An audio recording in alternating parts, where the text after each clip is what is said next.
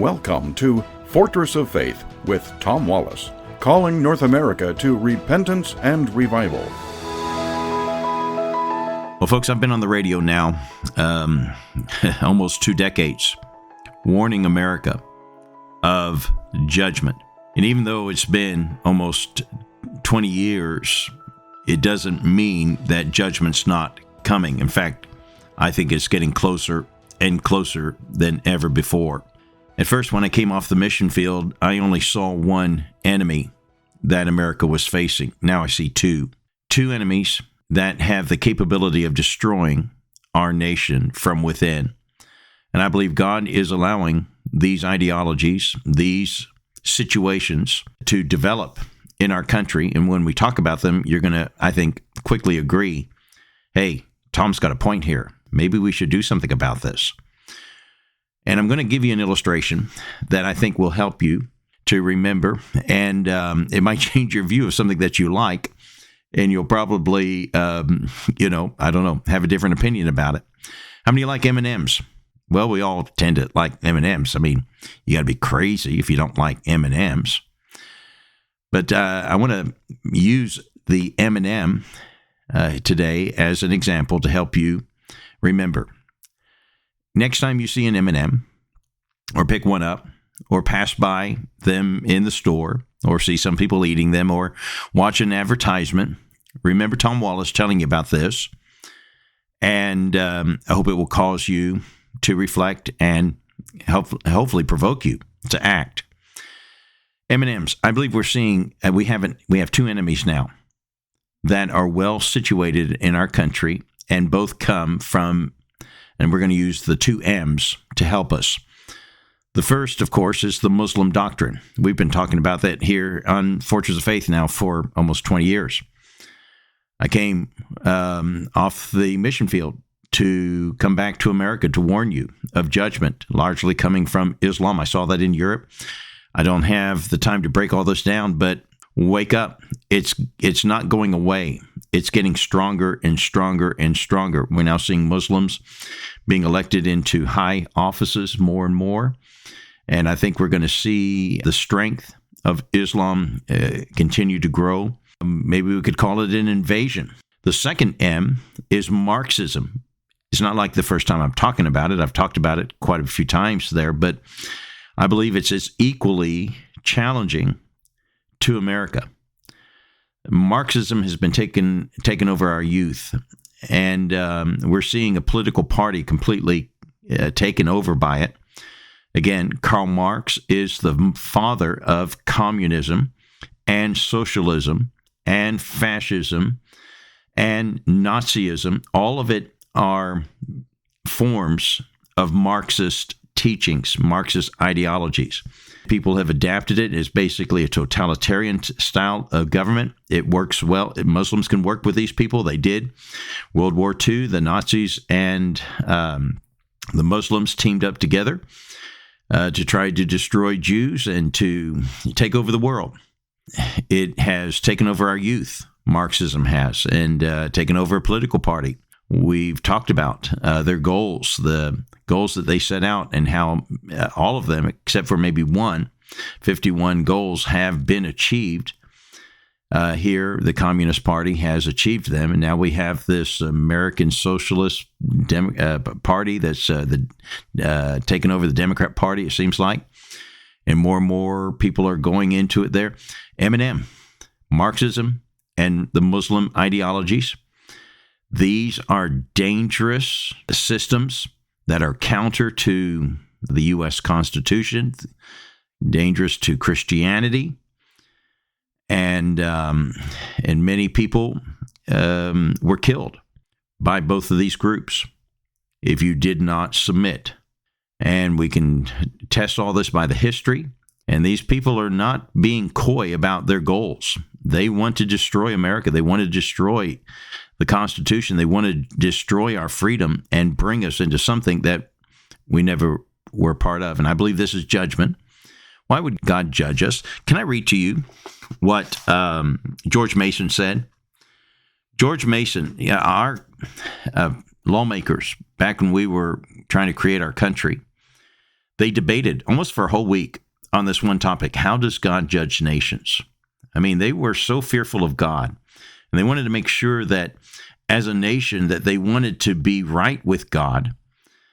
And they discussed, well, how does God, if we do wrong, how will God judge us if we do wrong?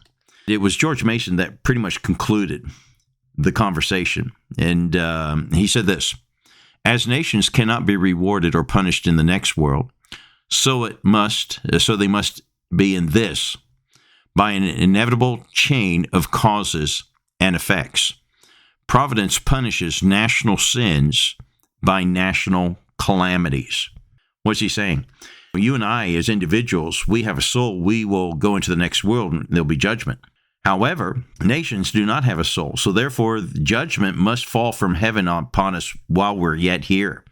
And how does that judgment fall upon us? Well, inevitable chain of causes and effects. The cause of allowing Islam into our country, Muslim into our country, and bringing their doctrines and not forcing them to assimilate into our way, and then allowing Marxism, communism, socialism, all this stuff to breed. And you say, well, we shouldn't have had freedom of speech. Well, I think we need our freedom of speech. I support that. But we also need to have the strong understanding that not all things are equal or all things are good. And therefore, we should have had a strong ideology like we used to have, and a strong faith in our churches. And largely it's been because churches have failed. Pulpit has failed in that area.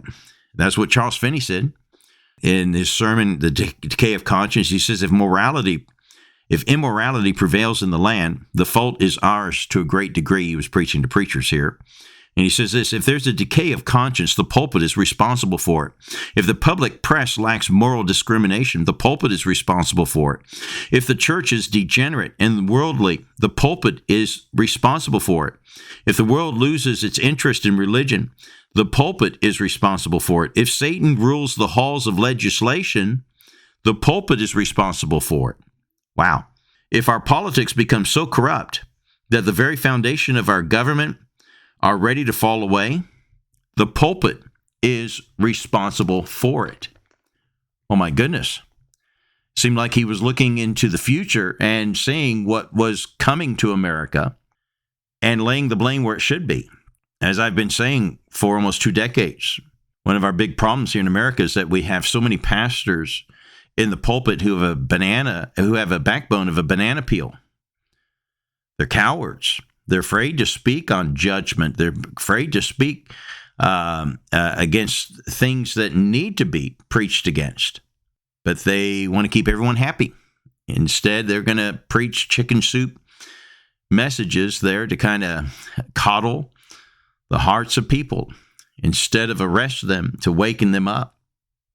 I've been studying revival for a long, long time. One of the revivals that I've done a lot of reading about is the Evan Roberts revivals. They're the Welsh revivals back in the early 1900s. Let me read the verse that he preached from, the verses he preached from when the revival broke that night in 1904. He used this passage from James chapter 4, and it says, verse 8, draw nigh to God, and he will draw nigh to you. Cleanse your hands, ye sinners, and purify your hearts, ye double-minded. Be afflicted, and mourn, and weep. Let your laughter be turned to mourning. Let your joy to heaviness. Humble yourselves in the sight of the Lord, and he shall lift you up. Wow, that's not a passage that you usually hear from the pulpits of America, where we're being told to cleanse our hands, ye sinners, and purify your hearts, ye double-minded. And then get this, be afflicted. Who wants to sign up for that? Yeah, I want a front row seat for affliction. Yeah, bring it on. But here God is saying, be afflicted. In other words, be wretched. That's what the Greek word is identify your wretchedness. Let your sin afflict you. Don't allow sin to root and continue in your life And by the way, when revival comes, when God steps down, the holiness of God comes upon you, we usually use the term an awakening. They get awakened to their wretchedness. And when that happens, the Spirit of God moves on us in such a way it calls us to flee from our sin. How many of you know Charles Haddon Spurgeon? Probably you've heard of him, no doubt. One of the greatest preachers of yesteryear from London. Not only do I enjoy reading Spurgeon, but I like reading the people Spurgeon used to read. In one of his books, he used to love reading from Joseph Alleine. And one of his favorite books was The Alleine's Alarm. And he had this passage underscored. Let me read it to you. He that formerly thought that there was little hurt in sin, now comes to see it to be the chief of evils. He sees the deformity of his filthiness of sin, so that he is affrighted with it, loathes it, dreads it, flees from it, and even abhors himself for it. He that could see little sin in himself, and could find no matter for confession, now sees the rottenness of his heart, the desperate and deep pollution of his whole nature. He sees himself altogether filthy, corrupt, both root and branch. He writes unclean upon all his parts and powers and performances. He discovers the filthy corners that he was never aware of, and he sees the blasphemy and theft and murder and adultery that is in his heart, of which before he was once ignorant. Oh, my friends, we need an awakening. We need an awakening to realize that we've become sinful creatures and we've allowed sin to take root in our country, and we ignore it and accept it. It no longer alarms us, afflicted by it. It doesn't frighten us anymore. And it should. We should have the fear of God. Oh, my friends, I believe there's still hope for America. But that hope is not going to be a political answer. It's not going to be a military answer. It's not going to be an economy answer. The answer we need is a spiritual answer, because we've got a spiritual problem. Oh, I call upon you to wake up, see the enemy. The enemy's taking root. The M&Ms, Muslims, and the Marxists is going to bring the end of as America as we know it. If we do not repent, God's going to allow this judgment to come, and the country that you once loved will be lost. It was Ronald Reagan that said, wisely, freedom is never more than one generation away from extinction. We didn't pass it on to our children in the bloodstream. It must be fought for, protected, and handed on for them to do the same. Or one day, we will spend our sunset years telling our children and our children's children what it was once like in the United States, where men were free. Well, we've got to stop here. I hope this touches your heart, and I hope that we'll take a stand together. God bless you. Join us again next week at the Corner of Truth and Courage. This is a special message to listeners on Carey Radio. I'm going to be in Northwest Washington, Vancouver, and Victoria between the dates of September 8th through the 15th. Now, you already welcome my voice into your homes. I'm hoping that you'll welcome me and my voice into your home as well, as I want to meet you. Gather some of your friends and family together and let's sit down and fellowship. Let's discuss the issues that are concerning us. You get to hear from me and my views a lot. I'd like to hear from you. Now, time slots are limited, so please call soon so that we can log your interest and hopefully we can get you into the schedule. The number to call is 800-616-0082 or email me, tom@fortressoffaith.org. Again, the number is 800-616-0082 or email me, tom@fortressoffaith.org.